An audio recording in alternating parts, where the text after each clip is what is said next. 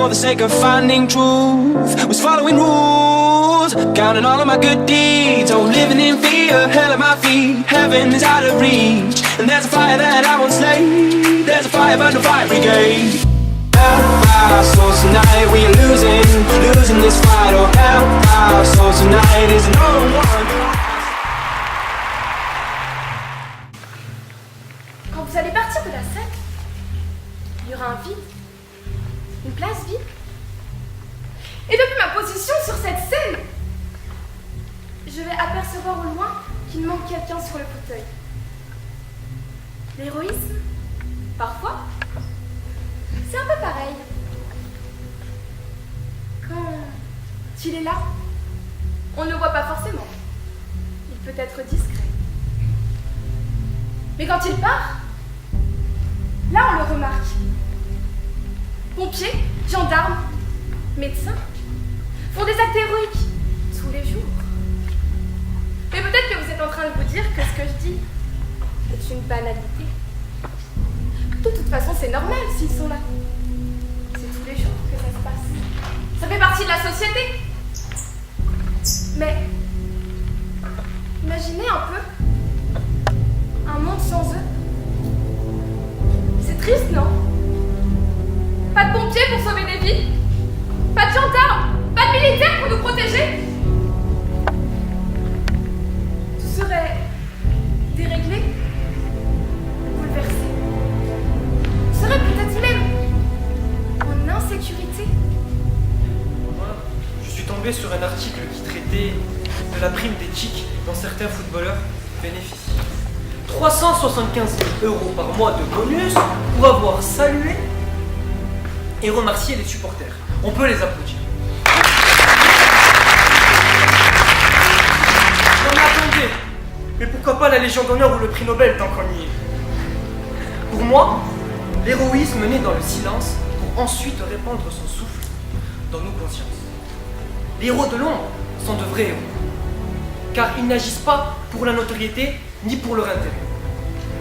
Il faut savoir qu'aujourd'hui, médias et conteurs d'histoire tendent à mettre constamment en avant des héros qui n'en sont pas. Ce sont en réalité des stars. Quand on est riche et célèbre, c'est un devoir d'être altruiste. Et appartenant à la génération Y, tant critiquée, j'ai bien sûr directement recherché la définition du mot héros sur Internet. En effet, il fallait que je sache tout d'abord répondre à la question: qu'est-ce qu'un héros? Oui, qu'est-ce qu'un héros après tout? En dehors de ceux que je connaissais déjà si bien, grâce à Stanley et à son âme, Spider-Man, Hulk ou encore Deadpool. J'ai alors découvert deux définitions du mot héros. La première, littéraire, grec ancien, m'a appris qu'un héros était un demi-dieu, un homme célébré et divinisé. La seconde, toujours proposée par mon cher assistant Google, m'a rappelé que le héros est celui qui se distingue par ses exploits, son abnégation et ses valeurs. Puis, après avoir étudié le héros, je me suis penchée sur la structure de la question. L'héroïsme peut-il être discret?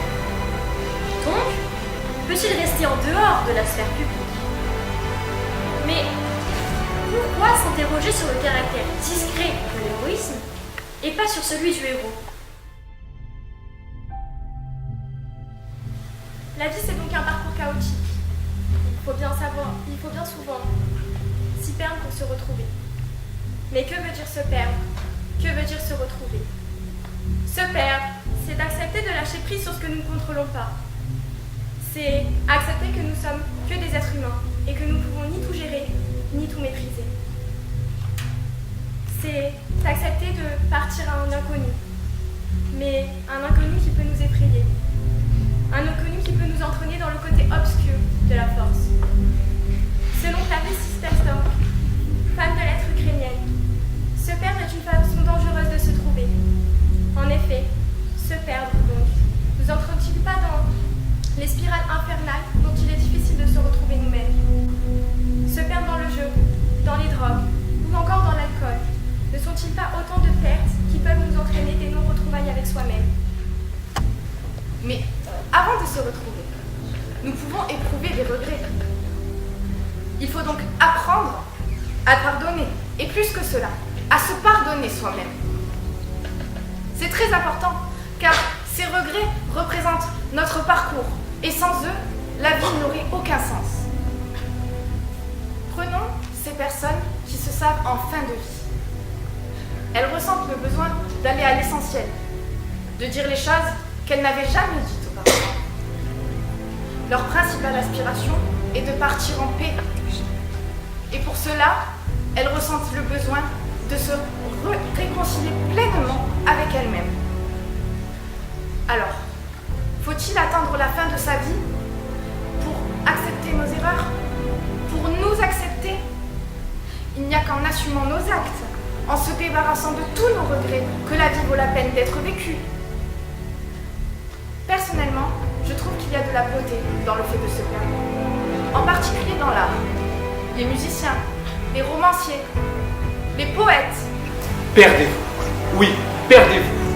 Mais ayez toujours un fil d'Ariane qui vous permet de retrouver votre essence, vos sens, et de vous retrouver allant dans le bon sens. Mais si se perdre seul est primordial pour se construire, se perdre en l'autre l'est pour s'accomplir. Car tomber amoureux, c'est perdre toute sa tête, toute sa fierté, toute son intimité. C'est se mettre à nu devant l'autre, juste toi et moi, juste elle et lui. Tomber amoureux, c'est se perdre dans son regard, dans son souffle, dans sa voix. Mais aussi, et surtout, c'est se retrouver en l'autre. Se retrouver dans ses valeurs, dans ses peurs, dans ses bonheurs. C'est se retrouver non pas dans de beaux draps, mais dans de beaux bras.